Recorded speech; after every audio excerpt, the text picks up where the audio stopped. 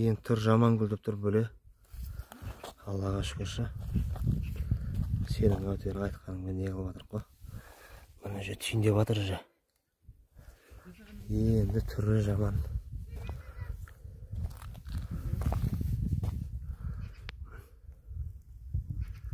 Жиырма жеті метр. Үшек.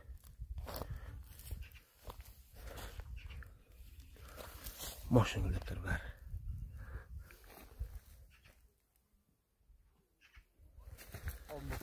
Биікте бір қарыстан асып кетті ол.